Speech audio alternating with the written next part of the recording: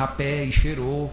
Eu queria saber como é que isso acontece. A gente, isso é alucinação. Não se preocupe, isso é coisa da sua cabeça, é a febre. Allan Kardec, ao contrário, evoca os espíritos. E quem vem é o espírito de São Luís. E ele começa então, acho que todo mundo já leu, o diálogo que ele tem no capítulo 7 e no capítulo 8 do Laboratório no Mundo Invisível. É possível que aquele homem, mesmo encarnado, tenha vindo? Tanto é que ele veio. Mas é possível aquele rapé, aquela caixa de rapé era o duplo. Allan Kardec, como ele tinha o conceito de duplo etérico também. E os espíritos disseram que não, mas que era uma espécie de duplo. Mas quer dizer que ali tinha rapé? Tinha. E se alguém quisesse colocar veneno, a lei não permitiria. Graças a Deus. Porque se os espíritos pudessem fazer veneno, nós desencarnaríamos todos, né? Porque quem não tem um obsessorzinho que está doido para envenenar, né? Já envenenam a gente com 1000 coisas. Imagina se pudesse colocar ali no leite de quem gosta, no cafezinho, no refrigerante. Depois de os espíritos terem respondido a tudo, Allan Kardec então pergunta: e as vestes no mundo espiritual? Como é que elas são feitas? E aí os espíritos então dizem: até que enfim você chegou onde você queria. Ou seja, os espíritos sabiam que Allan Kardec estava rodeando para chegar num ponto. E aí depois que os espíritos respondem, e que vocês já leram, e quem não leu vai ter o prazer de ler depois, e quem já leu e não se lembra, relê, que é sempre bom reler Allan Kardec. Allan Kardec então faz a seguinte síntese no Laboratório do Mundo Invisível. Esta teoria, a teoria que os espíritos deram para explicar as vestes no mundo espiritual, nos fornece a solução de um fato bem conhecido em magnetismo, mas inexplicado até hoje: o da mudança das propriedades da água por obra da vontade. Voltou a vontade, voltou a água. A água se magnetiza pela vontade. Vamos em frente. Vamos ver de quem é essa vontade. O espírito atuante é o do magnetizador. Uau! Então agora a gente já sabe de quem é a vontade. A vontade é do magnetizador, quase sempre assistido por outro espírito. Quase sempre. O que quer dizer quase sempre?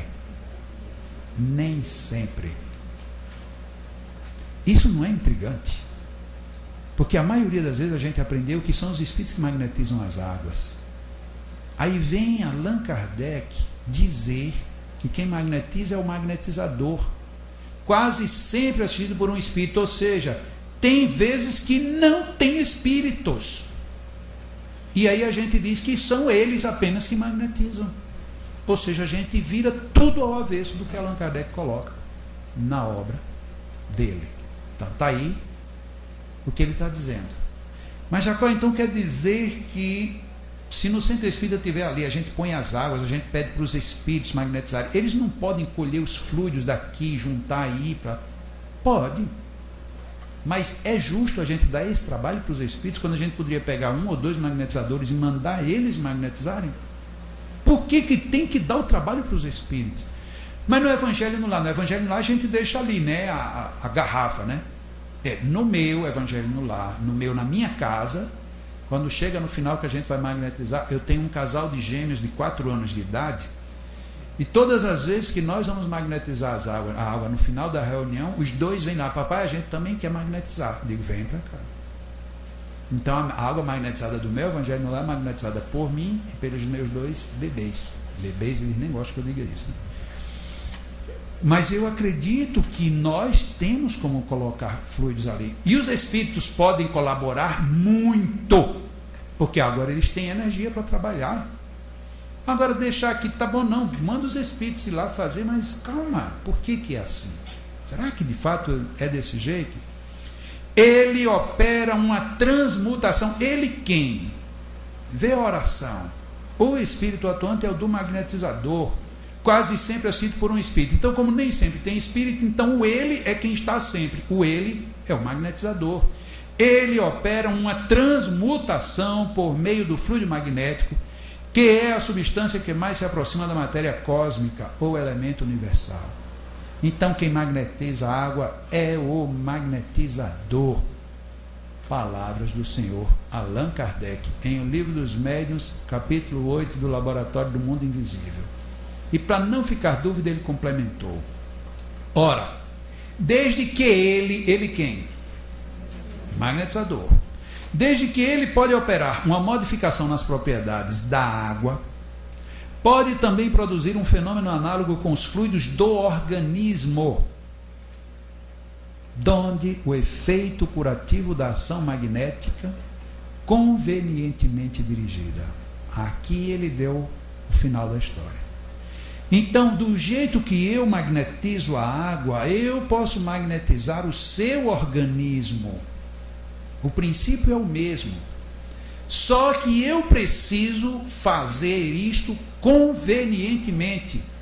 Como é que eu faço uma coisa conveniente? Quando eu faço dentro de critérios e princípios. E para eu saber quais são os critérios e princípios, eu tenho que estudar e me preparar para isso. Ou seja, Allan Kardec dizia: se você tem magnetismo e sabe como fazer, conhecendo a teoria previamente, você cura. E aí a gente não acredita nisso. E ficamos, às vezes, indo muito devagar com o nosso próprio processo de cura. Livro dos Médiuns. Aqui é onde, às vezes, a gente também faz um pouquinho de confusão. Mediunidade curadora e magnetismo. Allan Kardec deixou isso sem qualquer dúvida para a gente. A magnetização ordinária é um tratamento seguido, regular e metódico. A magnetização ordinária é um tratamento seguido, regular e metódico. No caso que apreciamos, o que está sendo apreciado está lá em cima: mediunidade curadora. As coisas se passam de modo inteiramente diverso.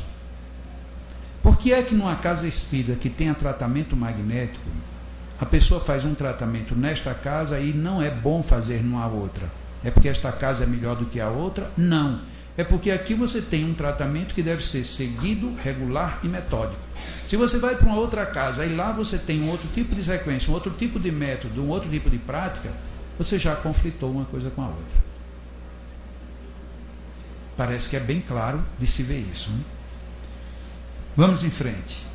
Ele vai entrar no aspecto da mediunidade curadora. Todos os magnetizadores são mais ou menos aptos a curar, desde que saibam conduzir-se. Estão com medo de ler essa palavrinha? Convenientemente. Porque ela é pesada. O problema nosso é esse. Eu treinava um passo numa pessoa e a pessoa passava mal e eu não podia aceitar isso. E eu queria que alguém me explicasse e ninguém me dava nenhuma explicação. Hoje, já de muito tempo, eu conheço às vezes em seminários pessoas que dizem: Jacó, eu aplico passes há 20 anos e até hoje eu não sei se eu faço certo ou errado. Isto é um tormento. Isso não é caridade não, isso é um tormento. Porque como é que eu estou fazendo uma caridade, um bem, e eu não sei se esse bem está sendo bem feito? A mim isso me incomodou muito. Hoje eu sei mais ou menos. Tem muitas coisas que eu tenho até medo de saber, já é até o contrário. Tem coisas às vezes que são difíceis. Mas por conta do que? De agir com conveniência. Você só age com conveniência se você estudar, se você experimentar, se você pesquisar, se você for em frente. Não tem jeito. Todos os magnetizadores são aptos desde que saibam conduzir-se convenientemente. Ao passo que nos médiuns curadores, a faculdade é espontânea e alguns até a possuem sem jamais terem ouvido falar de magnetismo. E que realmente é o que acontece. Tem muitos médiuns de cura que nunca ouviu falar de nada, nunca estudou nada e curam. Mas curam como? Curam muitas vezes sumariamente. Você chega lá com a doença: peraí, pronto, vem aqui só na próxima semana e você está curado. É um mecanismo que foge do mecanismo do magnetismo, porque às vezes ele não sabe como é que se dá e de fato é uma ação espiritual, usando-se ele como um instrumento. Mas vamos continuando. No Livro dos Espíritos, questão 556. Algumas pessoas têm verdadeiramente o poder de curar pelo simples contato? Ou seja, tem alguém com o poder de curar tocando?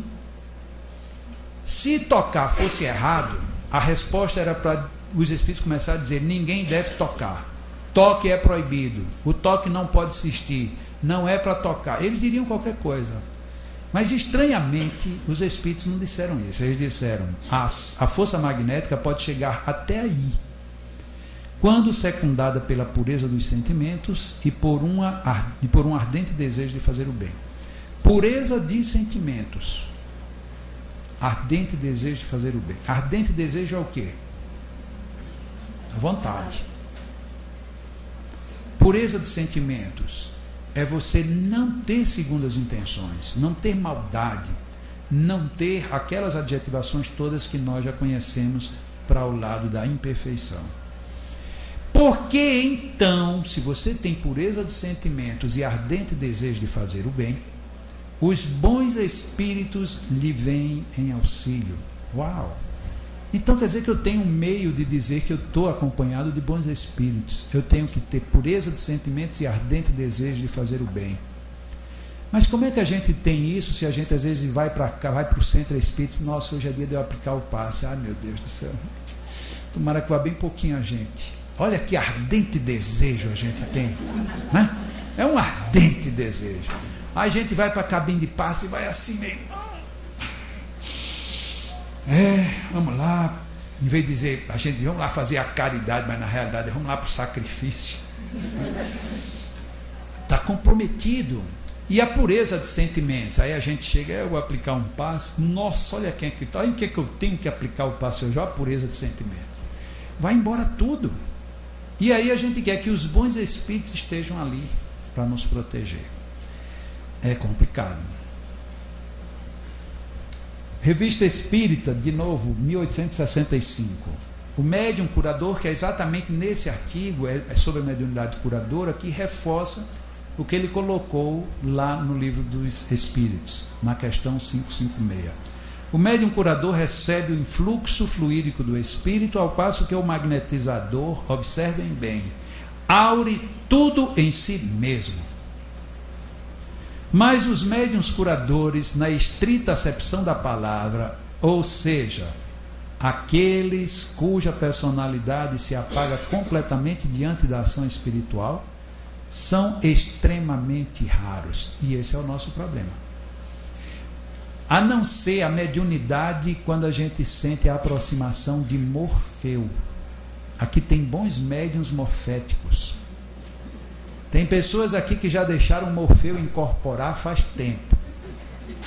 E Morfeu é um espírito sorrateiro. Ele vai chegando, e a gente vai fechando os olhos, e vai. Então aqui tem muitos médiuns de Morfeu. Hoje eu dispensei um acompanhante espiritual que às vezes vem comigo, que se chama Acordeu. Esse Acordeu é um espírito batedor. Ele não chega calmo, ele só chega gritando ou batendo. Por exemplo, se ele chegasse aqui agora, como está todo mundo acordado, ele faria assim. Ai, meu Deus! Aí, já pensou, você nos braços, meu filho, você escutar um grito desse é complicado. E o pior é que quando o Acordeu vem junto, aí logo em seguida vem o risadeu, que aí todo mundo ri. E quando nem o Acordeu funciona, pode ter certeza que perto de você tem um outro chamado Catuqueu. Esses espíritos serão evocados amanhã, principalmente depois do almoço. Hoje eu até que estou bonzinho, porque Morfeu já levou alguém aqui algumas vezes e eu deixei, mas amanhã vocês venham de olho aberto com esse Morfeu, porque Morfeu é complicado, e eu também sou. Agora, como eu sou um médium educado, muito bem educado, às vezes quando eu percebo que Acordeu vem chegando, que quando ele chega ele me toma de vez, né? Então, quando eu vejo que ele vem, que aí eu digo, a pessoa está dormindo, eu não vou assustá-la. Mas para não assustá-la, aí eu me calo e aí fico olhando para a pessoa assim. Então, se você estiver nos braços Morfeu, notar que ficou um silêncio muito profundo, aí você disfarce e faça de conta que você estava analisando um problema, porque eu estarei olhando para você para não lhe assustar. Vamos em frente. Livro dos Médiuns outra vez. Entretanto, isso aí Allan Kardec estava afirmando. O médium é um intermediário entre os espíritos e o homem. Ora, o magnetizador, aurindo em si mesmo a força de que se utiliza, não parece que seja intermediário de nenhuma potência estranha. Então Allan Kardec disse isso para eles. Bom, o que eu posso deduzir é que o magnetizador ele tira tudo dele.